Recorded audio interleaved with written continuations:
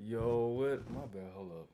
Yo, what up? It's Aaron Moses, and this video is answering two questions. Actually, in one video. The first question I'm going to be answering is why I have the pictures that I have on my wall, and where am I when it comes to the direction of this channel and the direction of the work that I'm going to be doing with the community. Now, number one, Nipsey Hussle. Nipsey Hussle unfortunately was taken from us a day after my birthday on March 31st, 2019. I was devastated. I understand that Nipsey Hussle was a teacher. I've been listening to Nipsey Hussle since I was 18. You can ask anybody that I hung out with from the ages of 18 to about the ages of 24. Okay. I really admire his work. When he was taken from us, I wore one of the blue shirts that you probably see me in. I wore all blue head to toe, and I had a New York hat on as soon as I heard the news. This was probably about April 1st. Okay, so that energy is the actions that he took in this world. The positive actions are actions that I want to recreate. When he passed, his energy was very present for about a week or so. All I could feel was a very strong, pulsating white light that was in the form of a humanoid soul, and it pulsated. I invoked his energy, and I don't know if you guys have noticed. I know my loved ones have certainly noticed, but I have been saying "cuz" and have had certain tonalities in my voice and have had certain energies about me that I haven't had previously before this. So, long story short, when I invoke certain energies, if they are powerful enough, they leave their spiritual residue, if you will, inside of me. So there are certain energies and certain gifts, certain skills that were activated inside me that inspired me to put Nip on my wall. Now, next we have Kurt Cobain. Kurt Cobain, Nipsey was a Leo. Kurt Cobain was a Pisces. What he did for me when I was going through it, when I was about 20, I want to say 22, working at Smash Burger in Atlanta and Buckhead, going back and forth from Smyrna to Buckhead, one of the richest parts of the whole southeast of the U.S. It really did something to my psychology, me not understanding life, and and I didn't even listen to Nirvana for the first time at 22. I actually have been listening to Nirvana on and off since I was about 14, about a freshman in high school. And I really admire, of course, his work, but the legacy that he left behind, the philosophies that he had, and the following, the impact, the impact that he had, the ushering in of a genre that was more underground than anything. But him being able to take something that was underground and make it not only mainstream but prominent. If you listen to a lot of these rock stars, if you listen to a lot of different genres of rock, you're going to hear some Kurt. Okay, it's very similar to Soldier Boy. Now, Soldier Boy being one of the two people, or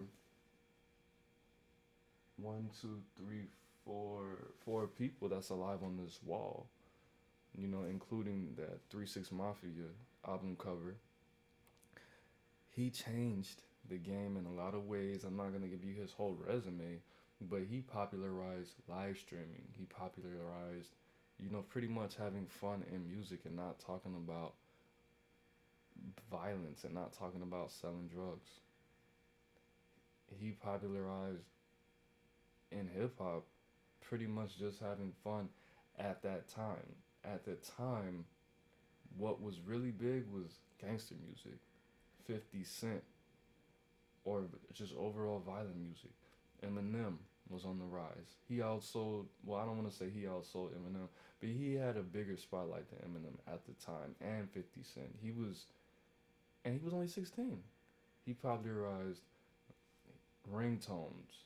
He popularized live streaming on YouTube. He popularized putting music on YouTube. He popularized making dance songs and including a dance in your music. Just a lot of things that he did. Of course, the whole writing on your shades thing, that wasn't like a big thing. That was probably the thing for like 6 months or whatever. But the energy that he has about himself being alive, I feel like he's in the middle of being alive and not alive. And I wish him a long life and longevity. And I hope he has a good comeback at some point in his life. And then lastly, we have X. Now, X is the only person, I mean, besides Kurt Cobain, obviously, that I became a huge fan of after he passed. I heard two X songs. I heard the Look at Me, and I heard Okay Shorty, and I heard one other song that I can't remember, so it wasn't that important at the time when I heard it. But just his philosophy and how he cared to be a pillar of his community in the way that he cared to be a pillar of his community. X was an art therapist. He was an art therapist and a philanthropist. And I like the fact that he could be real with his supporters. Him, he, and Mike the Peace Dealer, check his channel out, along with Jimi Hendrix, were the three people that I will give credit to me feeling like I could be real on my platforms. Everything else was just marketing strategies and techniques to get more clicks and just not being me. And I don't want to, I'm telling you, I promise you, I don't want to be fake. I don't want to be fake, especially if it's going to be electronically.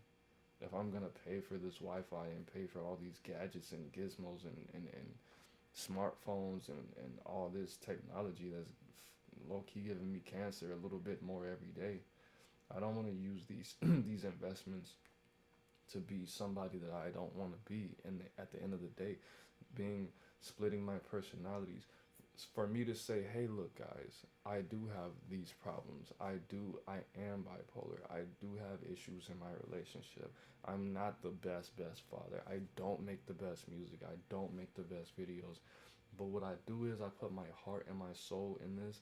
And if I could meet all of you and give you a hug and wipe your tears and let you know that we got this together, I would, like, that's why I do this.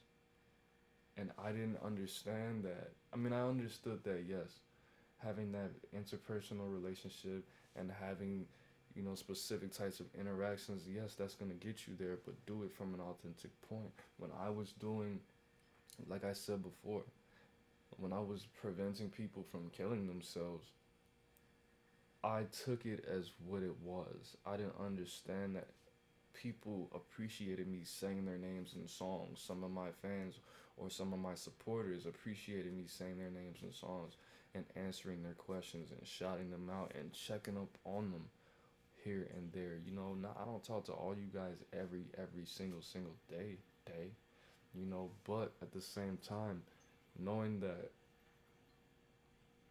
this is what this whole circle did. And of course, Aaron Moses, me in the center, me keeping myself centered and grounded, which is why I don't go live anymore like that. I am going to start going live pretty soon on Facebook and on YouTube and possibly on Instagram, Twitter, whatever. But just realizing, like, hey, some of these things are taking a toll on your mental health. Helping all these people and them not asking me how I'm doing today, and them not checking up on me, and them not saying, hey, man, you've been posting a lot of funny stuff on Facebook, but mentally, how are you? Spiritually, where are you? You understand me? That takes a toll on me. It takes a toll on a lot of people. Okay, and of course 3 6 Mafia, because 3 6 Mafia, the Memphis sound overall is responsible for the music that we hear currently. Now it's not the same. The vocals don't have the same cadence, and it's not all the same tempos. It has a lot of the same. It has a lot of the same instruments. It has a lot of the same messages, and it has a lot of the same delivery, vocally, style wise. More than anything, Memphis is responsible for drill music. Memphis is responsible for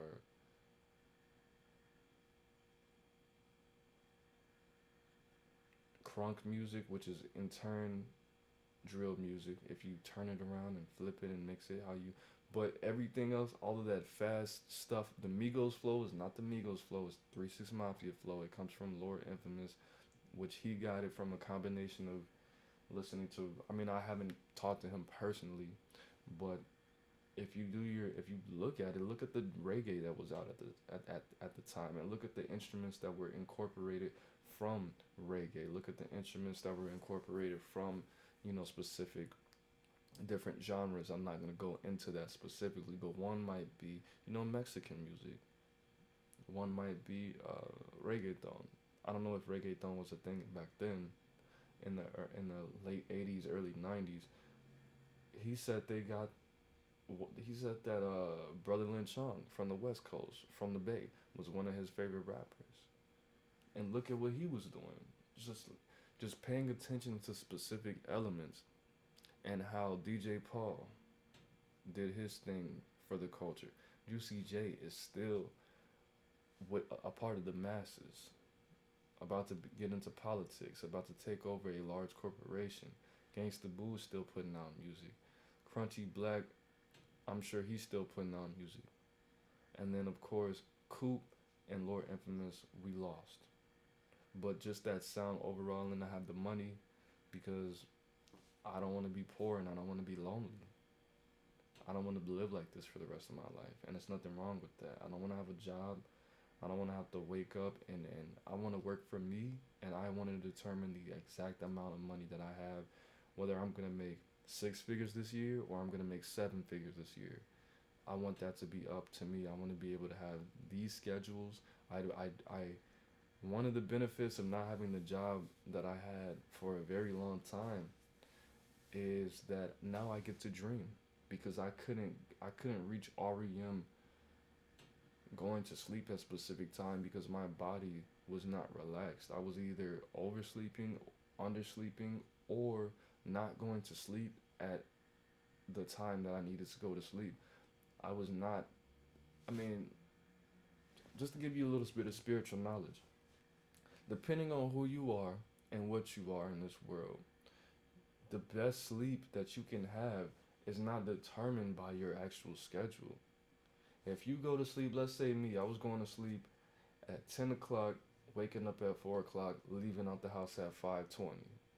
That's not the best sleep. The best sleep for me to have is, number one, not having the anxiety of having an alarm clock or a motherfucker yelling that I can hear very clearly, shocking me out of my sleep because he just wants to yell at 7:30 in the morning or 8 o'clock in the morning. For me to go to sleep and I know I don't have that anxiety, and I can just let my body sleep in peace, and I don't have this subconscious anxiety, I'm going to get some pretty good sleep. I'm going to be able to dream. I'm going to have the spirits come visit me, or I'm going to be able to go willingly visit the spirits without having that anxiety of waking up. I don't know if I told you guys this, but when I did have that last job, I would have to set alarms for me to wake up on the weekends, because I would still be waking up on Saturdays and Sundays like, oh my god, I overslept like 5 hours, and not understanding that that is not good for you. If that's how you start, if you start your day with anxiety, the first 15 minutes of your day, the first hour of your day, that's not good for your mind, body, or your soul. And you're planting the seeds for the rest of your day to be jacked up because something unnatural woke you up.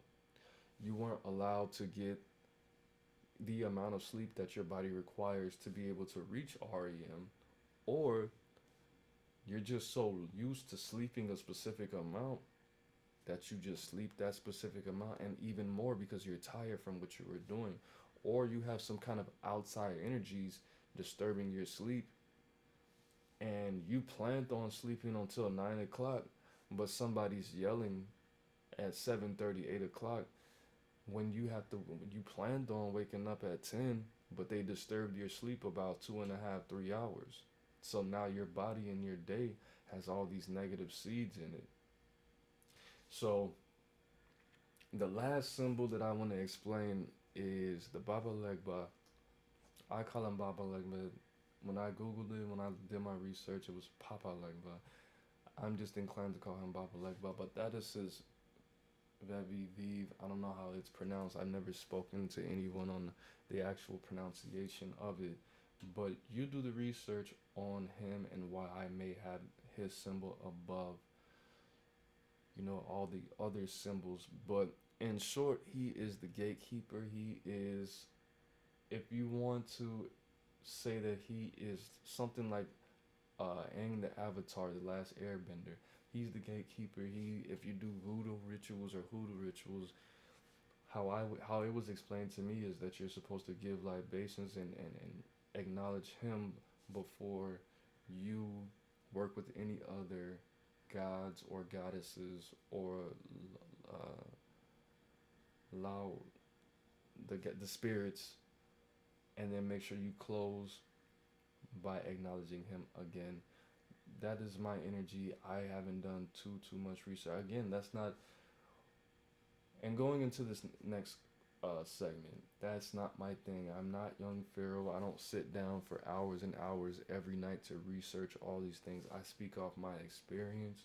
I speak off things that I find here and there and here and there. I've been a part of the spiritual realm for since I was 18, for more than 10 years. So for me to, I mean, I'm not closed minded, but I'm not about to sit down and I don't have the, I don't have the convenience of being able to sit down and study for hours and hours. I read. I have hella books. I spent close to $1,000 on all those books over there. Okay, I read. I'm not gonna waste my money. I'm not gonna waste my time. I'm a audio visual person. I can listen to a book over and over and over and then act on it subconsciously. I can read the book, take notes. I can do all those things. But where I am right now, I'm studying pretty much more so on how to get my message out there and how to touch the people more than anything. As far as the spiritual knowledge, I learned that more so from the ancestors and from meditations. I really want to get, if anything, I want to get into astrology. I'm studying more of the transits. Like I said, I've been studying astrology. I was really committed to studying astrology and the planets and the energies of the planets off and on for 5 years, not the whole 10. The first 2 years, I thought astrology was really, really, really important until I got to the different aspects. It just didn't make sense to me. It didn't resonate with me. The people I was learning it from, we kind of had a falling out. So at the time, they kind of brainwashed me. Well, it was my choice to not believe anything outside of that particular religion because I was so dedicated and loyal to that religion I was practicing. So I didn't see until they showed me that I shouldn't have trusted them, that I could trust other sources outside of them. When I started to break away and did my own research, when I realized, hey, these people are telling me that I don't belong to this religion because of my skin color, but they're getting their information from people who look like me more so than look like them, that is when I began to break away from them, and that's actually how I started to go into African studies, comedic sciences. When you see the thing about, I'm not gonna say anybody's name, or I'm not gonna say the organization. I'm not gonna say any of that. But you can't convince these.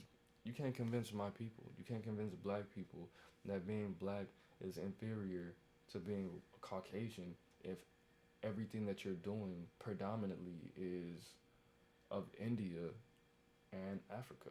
A lot of these symbols, a lot of these gods and goddesses, a lot of these meditations, a lot of these visualizations are African and Indian.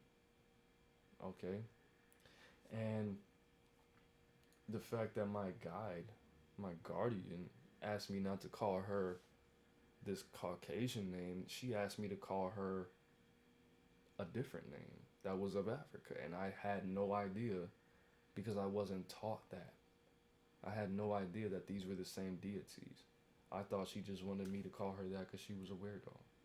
Okay, but at the end of the at the end of the day, where I'm going is, of course, if you check me out on Facebook, I'm getting into marketing and advertising at this time. I'm really researching how to be able to touch the people because if I can't make you feel anything, I might as well not even teach you at all. Because of course, like I told you before, I'm not trying to be, the clown guy. I don't want to be that.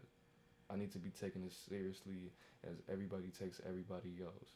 And yes, it's a great way, comedy, humor, just having high energy and things of that nature are great. Those are great ways to be able to reach the people and to implant my seeds of knowledge inside you, and you act on those things to change your habits, change your nature, affect your DNA and give birth to these new seeds that need to be planted, in these ashes.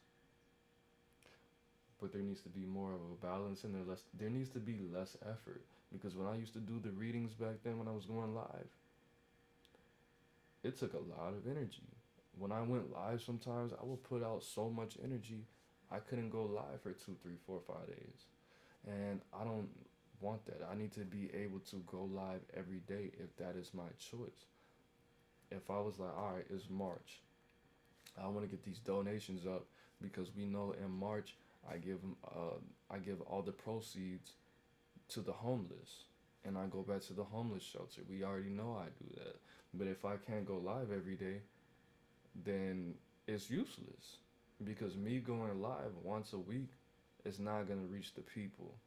So I'm working on my knowledge and my wisdom, my understanding pertaining to marketing and advertising, pertaining to how to say certain things and speak specific ways, knowing my audience, getting to know the people. I've been talking to my people a lot more. I've been jumping in people's DMs, checking on the people, giving out free readings. If you want some free readings, the only way to obtain and maintain one of those and that opportunity is to go on my Facebook and add me. You can go on my IG. I'm not on IG every day. I'm on Facebook like 16 hours a day. On my IG, I only check my IG once every 2, 3 days, if that. Okay. Sometimes I go a whole week. I haven't posted an IG post for a couple months now. That's just not my thing, and I don't mess with Twitter. But I'm gonna commit to connecting with my IG family a little bit more because I don't mess with Twitter like that, and Facebook, I can't rely on Facebook, just one social media platform to do its job, because that's my job.